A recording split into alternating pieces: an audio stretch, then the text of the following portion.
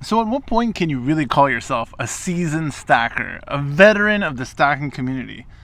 Well, if you ask me, if you're already 20 to 30% underwater on your bullion, welcome to the club. You are a seasoned stacker. And once you arrive at seasoned stacker status, say that 6 times fast, seasoned stacker status, you start to kind of explore the more advanced topics of stacking. And you move on from just the normal FOMO, fear, all that stuff, and to just really thinking through how is this all going to play out. Well, first and foremost, let me say the easy part out loud. You're going to lose money stacking silver. There's no doubt about it. Unless you've done it for a long time, you got a decade to sit on it, then you might make something. Let's call it that. But anything other than that, just plan on losing money. What is the benefit of doing that? Well, at least you get to, have some great stores of value. Whether the best stores of value, I mean, that remains to be seen, but you'll have some. But today I wanted to talk about something that's actually pretty interesting, and I started to think about, which is there are so many stackers in the community that also consider themselves preppers. Great. That's a very, obviously a very noble, important thing, being prepared. Again, a lot of stackers take it to, a whole other level with, being prepared for the Armageddon or whatever. But I really started to think about this particular topic recently because I've seen a lot of channels talking about fake silver and how, oh my God, fake silver's out there. You're going to get some fake silver. And I thought it's really interesting because recently one of the commenters actually mentioned the coin shop that I used to go to, and he was saying that the reason he stopped going there was because they don't even check the silver. They get it in, they get it right back out. So, which makes sense. Think about that. If someone brings in 100 ounces of varied silver, you're not going to sit there and test every ounce of silver. You're going to put it in the display and watch it go right back out the door. Great. What's the problem with that? Well, the problem is if you're the consumer, if you're the buyer, and you're just assuming that the coin shop has done its due diligence on the bullion that it's selling you, actually taking the time to make sure that it's real, you might be SOL. So that being the case, it made me ask myself another question. Well, given that fake silver seems to be somewhat common in the community, somewhat easy to get your hands on, of course, most people are going to get their hands on it in the wrong way, meaning, thinking it's real and paying for real silver and getting fake silver. But the other question, how much fake silver should you have in your stack?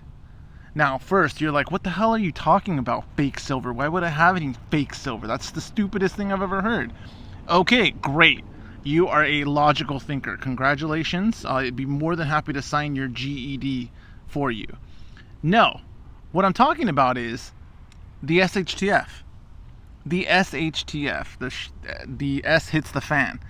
In that scenario, if you're stacking for that reason, why wouldn't you want to have a bunch of fake silver? Now, when I thought about it, I was like, wait, it makes perfect sense to have fake silver.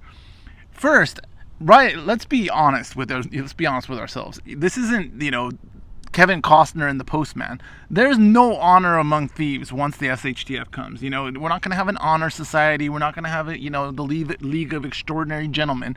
It's going to be every man for himself, and you're going to need every last asset you can get your hands on.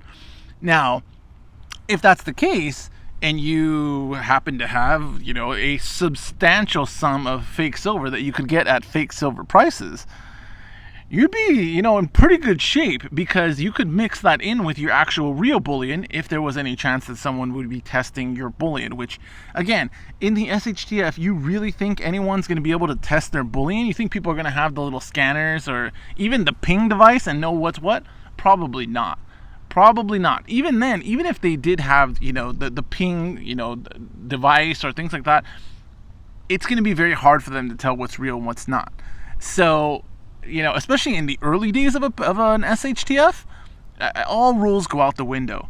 So my thing is, okay, if I could have, if I was really a prepper, if I was a prepper stacker and I was prepping for that kind of thing. Now, again, most preppers, like real preppers that I, communicated with, mainly through the comments, that talk about silver really don't have the highest opinion of silver. They kind of see it as like, yeah, I have a little bit just for, just in case, but they don't see it as, oh, this is really going to benefit me. So there's that. But for those, those stackers that do see it as the SHTF, again, why wouldn't you want to have a bunch of faux silver that you could easily trade for goods and services and dispose of it and get it out into the thing for whatever it is that you need? Again, there's no honor among thieves at that point. I know that, people don't think about it. Like, think it through. If it came to you doing whatever you needed to do for your family or your friends or whatever, whoever's important for you, you're going to do whatever it takes. The funny part, like, when I thought this through about, like, fake silver and, like, why people would want it, is that, these same people, if you ask them, hey, would you steal from someone else to save, like, a family member? Or even, hurt someone else, like, to save one of your own, would they do it? And their answer is probably going to be yes. But then if you said the same thing about fake silver, they'd be like, oh, I'd never do that. I would. Crazy the things that, like, the rational thought process and the irrational responses that you give to answers, to questions like this. But I thought about it, and I'm like, you know what? If there was a way to get your hands on faux silver that looked close enough to the real thing, again, the metal content wasn't there, why wouldn't you want that as a prepper stacker? That would be ideally what you would want to have if your stated purpose is to circulate, bullion into, the SHTF economy, whatever that is at the time. Very interesting concept. And, like, when you get outside of it and you think of it like that, it's like, But then, again, obviously, people are going to say, well, no, that goes against my moral code.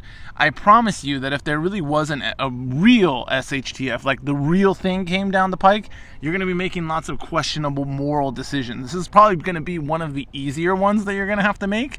Now, Jesus gets very upset when you think these things through in real life, but he doesn't get as upset when you don't actually act on them. So if this is, far from your moral compass, then obviously you don't have to do that kind of thing. But I promise you there will be plenty of people out there who will do it, and which would totally destroy, after a time, the utility of having, physical silver bullion, particularly silver, more than gold. But again, an interesting concept and something that, nobody ever talks about. They talk about the silver shortage. You're not going to be able to get your hands on it. Oh, so the dollar's going to crash. You need silver and gold to protect you. No. You need fake silver to protect you, because fake silver may protect you far more than the real thing. Why am I going to give out real silver when I could give out fake silver? Imagine if it was imagine if it was currency or other things. Like, how much fake, currency would be out there.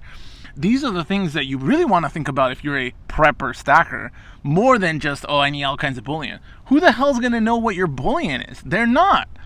Interesting concept. Very interesting concept. And while I look at that, this is the Yale of Beaufort. This is the reverse proof, the last one, I think, with the Queen's likeness on it. This one's part of the Royal Tudor Beast. This is actually pretty cool. The Royal Mint boxes, they're actually pretty sweet. Like, when you see them. These ones are serialized, so they're all, I have a few of these. But it comes with all the COA and all that stuff, which, again, it may be a good purchase, may not be a good purchase. We'll see how that all works out. We'll see how long King Charles lasts. But, yeah, why aren't you thinking of things like this outside the box, instead of thinking about how there's, how Tim said there's going to be no constitutional to be had by the end of the summer. Ridiculous, but you'll sit there and prepare for that and start stacking up high premium constitutional silver instead of figuring out what's really going to benefit you in the SHTF. Again, it's really not that hard. You got to get outside the box. You got to start thinking. In the end, is it morally reprehensible? Yes, it is. Would I do it to save myself or my family in the SHTF? You bet your